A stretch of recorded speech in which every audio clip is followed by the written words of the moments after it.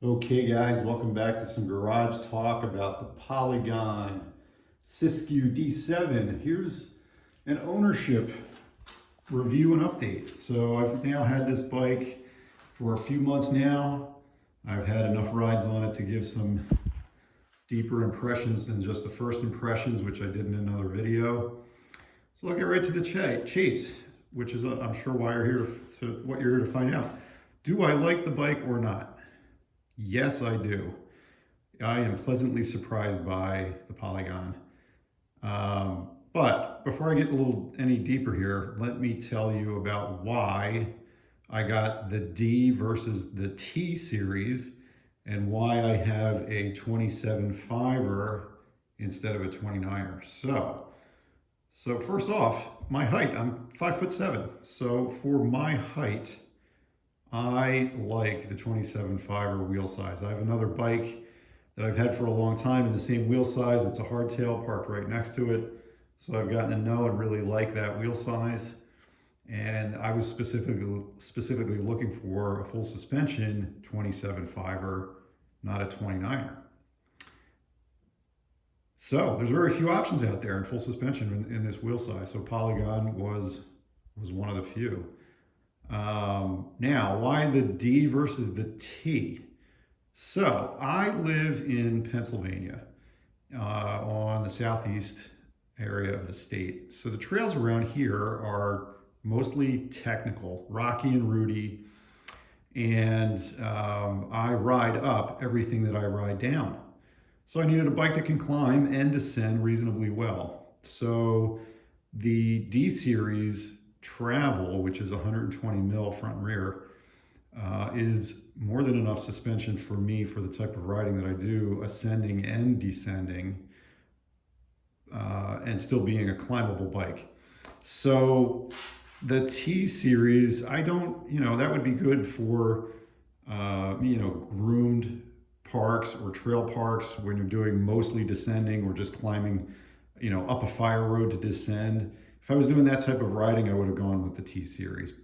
But I ride up everything that I ride down. So 120 mil is plenty for me to descend with while still being a capable climber without wallowing and wandering all over the trail on a climb. So because of the types of trails that I do, tight, technical, twisty, single track, rocky and rooty trails, the 27.5er is more nimble. I like to throw the bike around.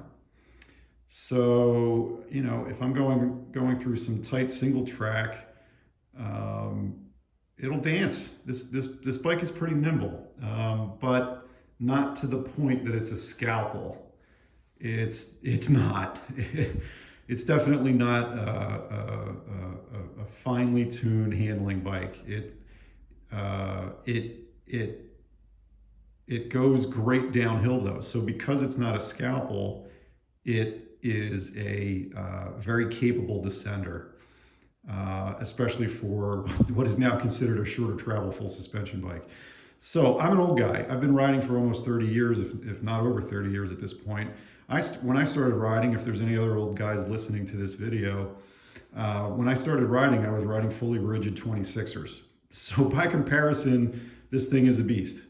But by comparison to modern bikes, which might even have longer travel and 29-inch wheels, this definitely falls into the camp of down country, or what we used to call cross country.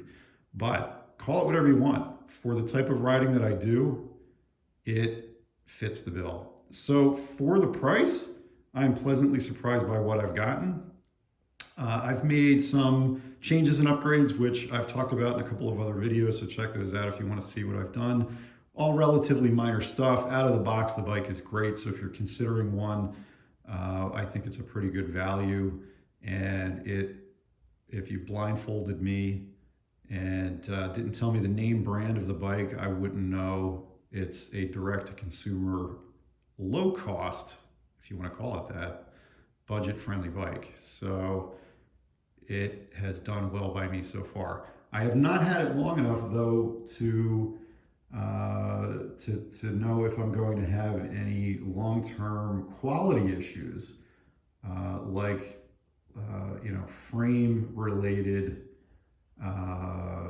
longevity issues. So again, I've had the bike for a few months, not long enough to have any issues like that pop up, but certainly long enough to get a good feel for the bike as it currently sits. So if you're considering one, check them out. Ask me any questions. I'll do my best to answer. Thanks for watching. Check out the other videos on some of the upgrades.